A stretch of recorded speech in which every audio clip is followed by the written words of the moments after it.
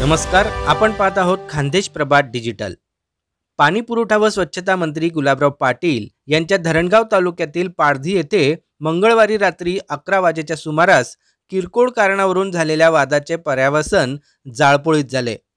यात दोन गट आमने सामने आल्याने जाळपोळ करण्यात आली। या घटनेत 4 ते 5 दुकानांसह वाहनांचे नुकसान झाले आहे।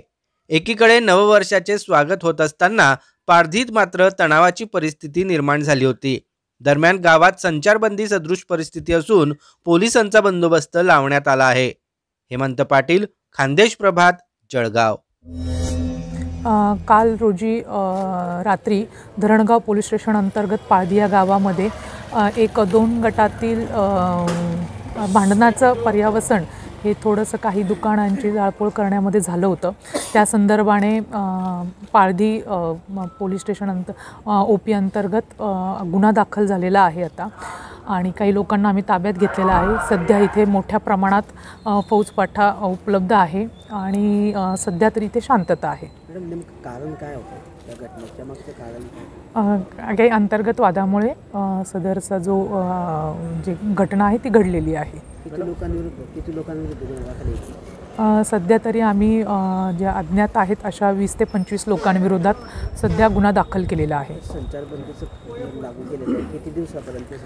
गावात शांतता राहावी म्हणून सध्या उद्यापर्यंत उद्या 6 वाजेपर्यंत सकाळी 6 वाजेपर्यंत संचारबंदी लागू केलेली आहे।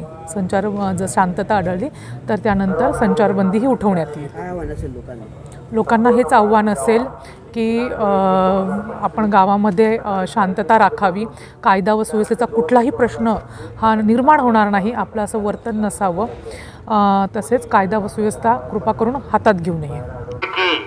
संपूर्ण पारधी गावात आज दिनांक 1/1/2025 सकाळी 3:30 वाजेपासून दिनांक 2/1/2025 सकाळी 6 वाजेपर्यंत संचारबंदी लागू करण्यात आली आहे।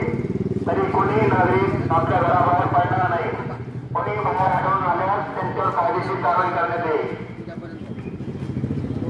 गांधी तीर्थ, निसर्गाच्या सानिध्यात महात्मा गांधींच्या जीवनावरील जगातील पहिले मल्टीमीडिया म्युझियम। आजच भेट द्या। गांधी तीर्थ, जैन हिल्स, जळगाव। अधिक माहितीसाठी www.gandhifoundation.net वर विजिट करा।